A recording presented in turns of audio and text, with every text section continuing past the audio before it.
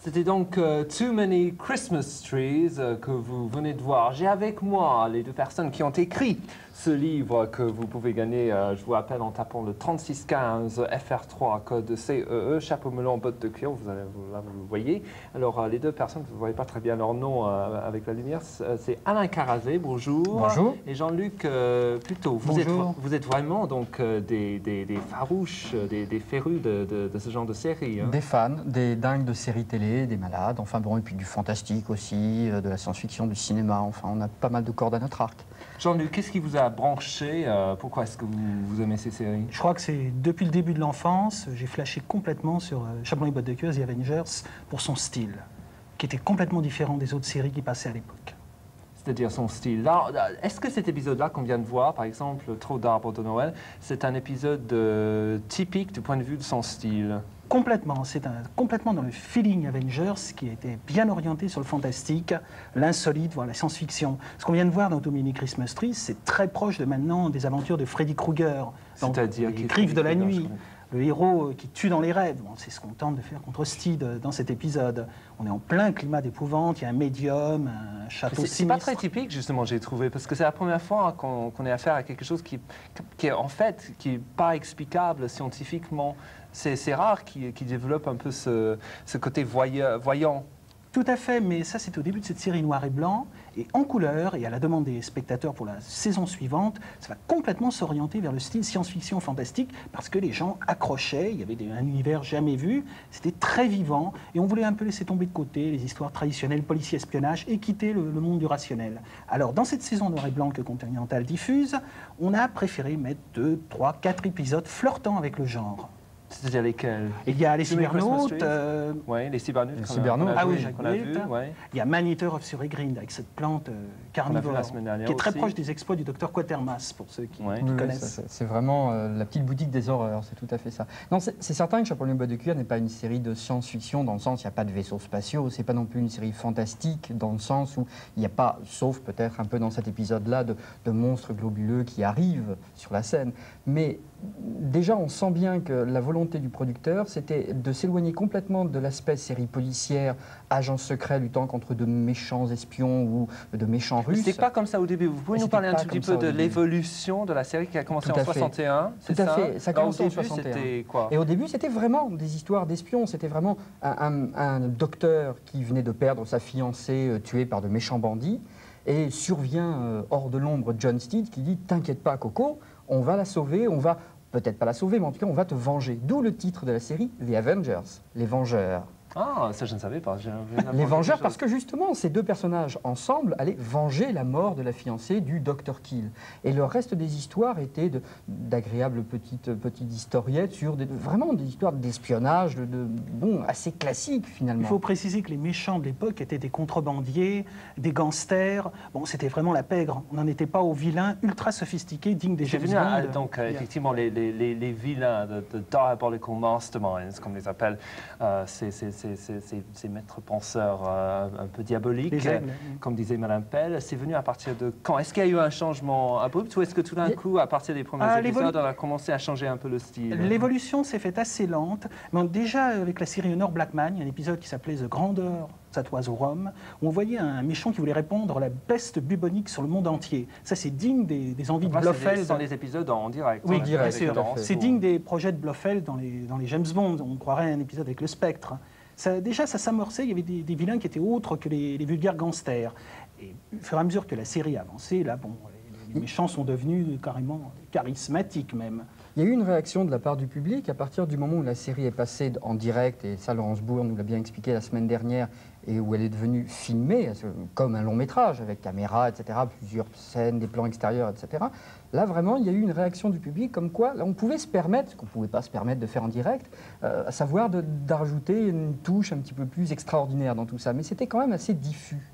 à savoir qu'il n'y avait toujours pas d'extraterrestres, mais en plus, on rajoutait le fait que, par exemple, il ne fallait plus beaucoup voir de policiers ou d'éléments, disons, quotidiens dans la série. Il n'y avait pas, par exemple, de traversée de ville dans lesquelles on s'arrête à des feux rouges. Ça, il y avait dans les premiers épisodes. Ça, il y avait dans les premiers épisodes. Moi, très en tant policier. qu'anglais, c'est très bien, parce que cette série c'est censé représenter la Grande-Bretagne. C'est une Grande-Bretagne que moi, j'ai jamais vue. Je veux dire, ça n'existe pas. C'est une Grande-Bretagne complètement caricaturale. On est dans un autre univers. Hein. On n'est pas très Ils ont très pris loin tous de les la clichés de la dimension. vie britannique, donc on ne voit jamais effectivement de scènes de la rue typiques. Où est-ce qu'on en voit dans les épisodes? Moi, je n'en ai pas vu dans cette série-là, par exemple. Plus les séries avancent en production, déjà un peu dans les épisodes que Continental diffuse, il y a quelques fois des apparitions de la vie réelle. Mais en fait, plus on va avancer, plus les scénaristes décident de mettre des éléments fantastiques, avec des savants fous, avec des rayons qui rétrécissent les gens, avec des envahisseurs de Vénus qui ne se révèlent pas être des envahisseurs de Vénus. Il y en a beaucoup plus comme ça dans la deuxième série. La deuxième série de Diana Rigg, qu'on a vu souvent sur Antenne. De plus en plus, voilà.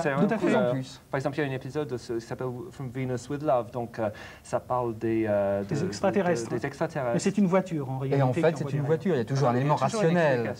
Mais en tout cas, il y avait vraiment la volonté de créer un univers complètement différent, il y a des mythes plus bizarres. Si on veut vraiment décrire la série, en tout cas dans son incarnation avec Diana Rigg, à partir du moment où elle est devenue filmée, c'est une série bizarre, un univers bizarre, un peu différent. Alors, ça saute pas aux yeux, mais quand on regarde bien, c'est vrai, il n'y a pas de feu rouge, il n'y a pas de policiers, il n'y a pas d'acteurs de couleur aussi, c'est une volonté du producteur. Et on n'a jamais, il y a une chose que j'ai apprise en lisant votre livre, il n'y a jamais de femmes tuées. Vous allez voir dans tout à fait. Ça, c'était une volonté. On voit beaucoup d'hommes qui sont poignardés, qui reçoivent des coups, etc. Mais jamais on voit une femme qui est tuée. Il y en a quelques-unes qui sont balancées par Diana Rigg dans les coins, mais on sent bien qu'elles vont se relever après. Mais il n'y a jamais tué. Jamais tué. C'est une volonté au départ. Le producteur a dit non, on ne va pas se lancer dans des meurtres. Par contre, elles avaient le droit d'être bâillonnées, ligotées, soumis vraiment aux supplices les plus terribles, de se battre. Mais l'assassinat prohibé. Ça, par contre, c'était même franchement recommandé aux scénaristes. Oui, très suggéré fortement. C'est-à-dire qu'on recommandait aux scénaristes, bien sûr, il ne fallait pas tuer une femme, il ne fallait pas mettre de personnage de couleur, Il fallait ajouter un peu le côté sexuel. Voilà, il fallait franchement rajouter le fait que la femme devait, à un moment, c'était bien si elle était bâillonnée, soumise à des choses bizarres. Enfin bon, ça c'était... Bon, alors franchement, on parle un peu du SM, là. C'est une série qui a des... effectivement, qui a des côtés complètement...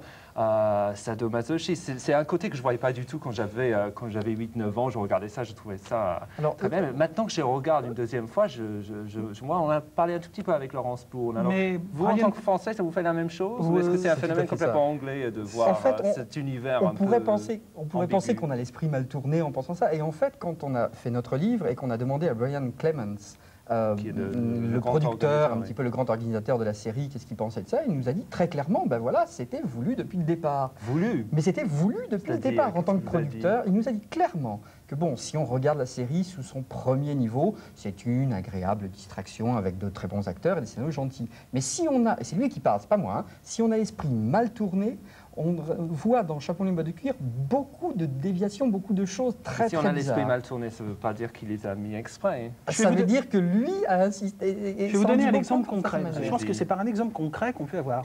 Dans un des épisodes de la saison en couleur, Steed est réduit à une proportion vraiment minuscule. Et Emma Peel, elle a gardé sa taille normale, elle le regarde à la loupe. Mission highly improbable, c'est ça? Oui, tout à fait. Voilà, exactement, bravo. Et Madame Peel, très mutine, lui demande comme ça à l'oreille, dites-moi Steed, est-ce que tout est en proportion? Bon, ça c'était pensé par Brian Clements. Vous pouvez le voir à différents niveaux de lecture, si on a l'esprit mal tourné ou non. Pourtant, au premier niveau, c'est une série qui évite toute question de relations. Attention, c'est très insidieux, les Avengers. Là, justement, c'est à différents niveaux de lecture. C'est très britannique, justement. C'est très britannique, et c'est ce mélange, en même temps de provocation et en même temps de restriction. C'est comme l'opposition qu'on a fait pour Emma Peel et John Steed, le flegme britannique d'un côté et l'extravagance complète avec Emma Peel. Et puis soyons clairs, ces deux personnages, je veux dire, bon, Laurence Bourne nous en a parlé, bon, bah, qu'est-ce qu'ils font ensemble? Je veux dire, bon, c'est Madame Peel et c'est Monsieur Si, mais bon, quoi, une fois que... Moi, j'ai des relations avec les gens, je ne les appelle pas Madame Pell. Bah, voilà, je veux dire, ils s'appellent par leur nom. Une fois que l'enquête est finie, qu'est-ce qu'ils font? Je veux dire, ils rentrent chacun chez eux par le métro? On dirait, oui, à la fin de la série. Bah, c'est pas si clair que ça. C'est pas ce que pensent les fans. Est-ce que, très brièvement, jusqu'à la fin de l'émission, vous avez parlé de James Bond. Est-ce que c'était le précurseur, Chapeau melon bottes de cuir, de James Bond? Parce que beaucoup des filles, comme Honor Blackman, ont fait des parutions après dans les films de James Bond. Ah, très bien, là, je voudrais faire justement une parenthèse sur James Bond, parce que James Bond est arrivé au cinéma après les Avengers, du moins après la première saison en noir et blanc, filmée en direct.